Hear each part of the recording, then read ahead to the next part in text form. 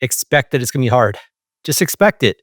Do not come to the table all flabbergasted, like, oh my God, this is so hard. Like, what's going on? Yeah, it's called business. Now, it's not a woe's me or, oh, should I give up? No, it's just, I need you to embrace it. Because here's the thing, frustration is the gap between expectation and reality.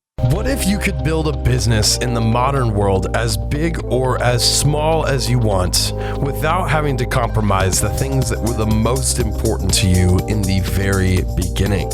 This is the Wealthy Consultant Talks Podcast with Taylor Welch and Mike Walker, as they share with you today their learning lessons from stories in their experiences over the past 10 to 15 years and share with you right here, right now.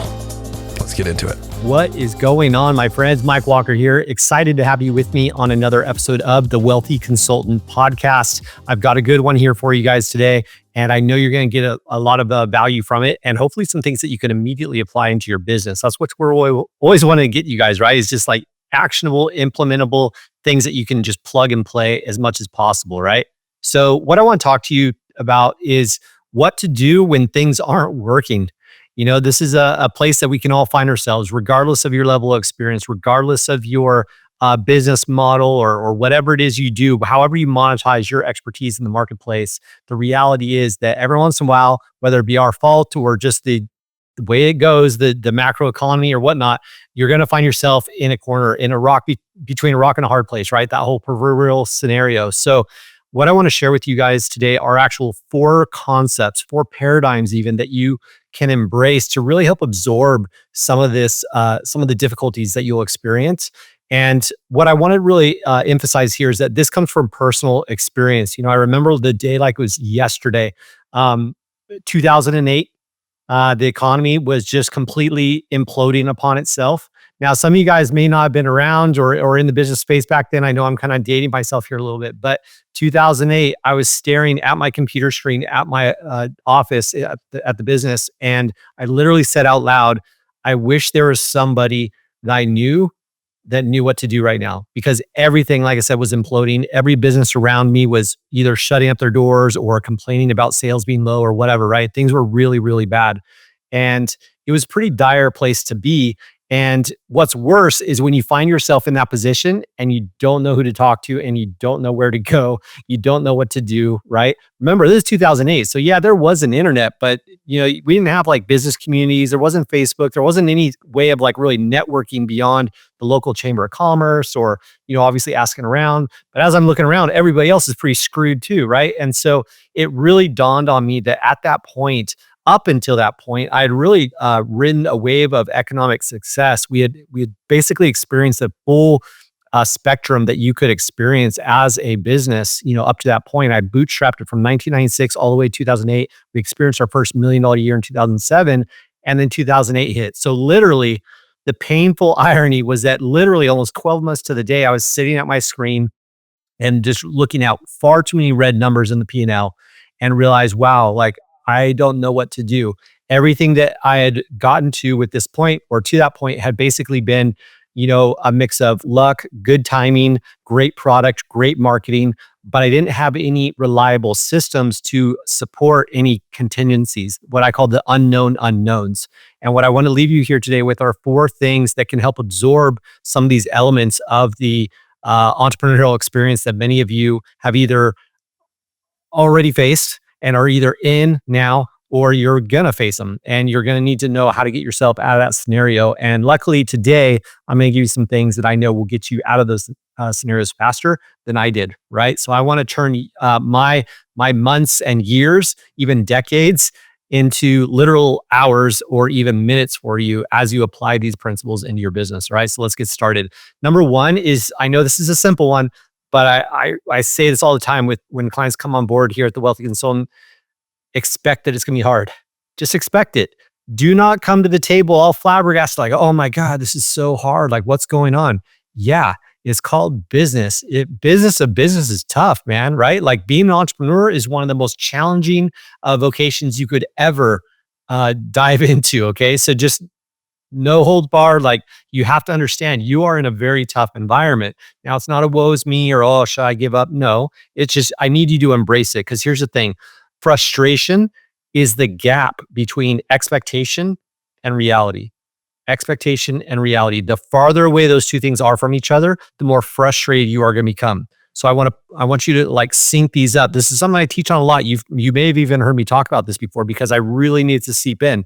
I'm not suggesting that you just like, oh, everything's good then, and I don't care if things are going bad. It's all good. No. I'm not suggesting that we be happy with the scenario, but we need to be in alignment with reality.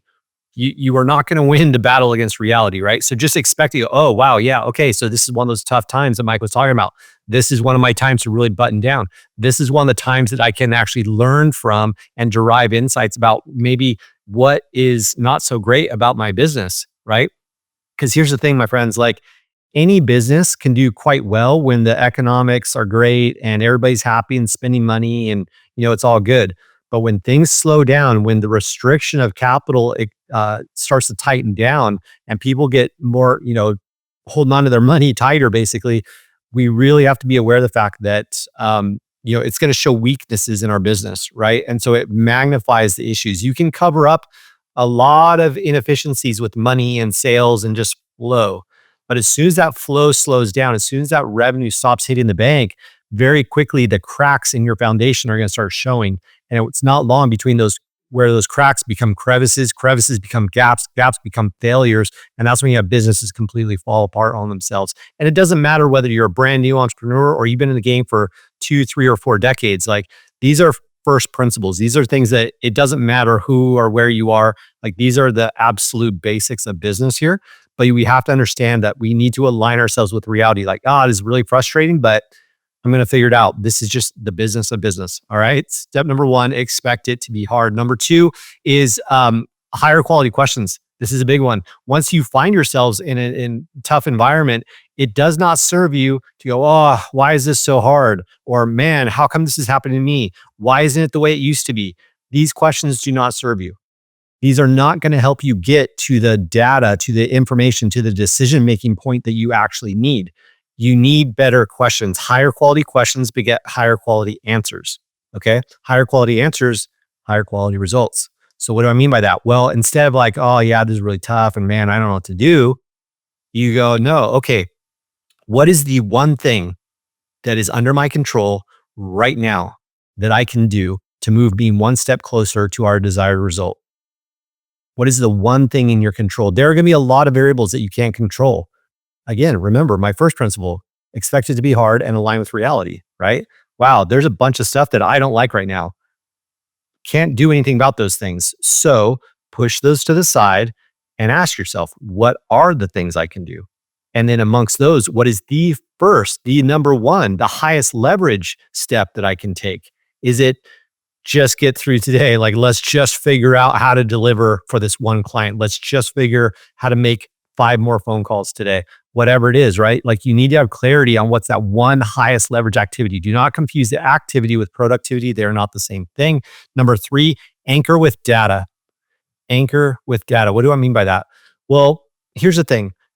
Especially for sophisticated entrepreneurs, people that have been in the game a long time, I'm a huge believer in gut, in energy, in excitement. Like when you feel something, right? You've developed, you have cultivated, and you have earned a internal like radar almost as an entrepreneur. You've been exposed to enough circumstances to kind of have that like red light go off or that green light go off where you're like, yeah, I don't know what it is, but this feels right. There's a lot of truth to those things when you are sophisticated and experienced. But even when you are in really deep water, like you're really not sure what's going on or how it's going to go, lean on data. You have to get back to the data because here's the thing, emotions lie, but numbers properly calculated do not. You need to use data. Now, what do I mean by data, right? We need attribution. We need to understand what was it that was working in the past and how do we get there? How do we get there? And that's my step number 4, attribution. Attribution. You have to understand how did we get there and then reverse engineer that. Well, we got our client from, word of mouth. Okay, but that's like what I call open and hope marketing, like as in open your inbox and just hope that someone sent you an email today that they're going to send you money, right? That does not work here. Even if you have word of mouth clients which is great, by the way, I'm not saying that that's not a good thing, But that's not under your control. You cannot be sitting around just like I was back in 2008 going, man, like, I guess my sales were really just coming from momentum, from like goodwill, from the product doing well in the marketplace. But I really didn't have a mechanism for generating the clients. I couldn't put money into the market and then extract more sales, right? I didn't have systems in place for that. So we need attribution. We need to understand what is the sequence of events that will get me to that end result that we want.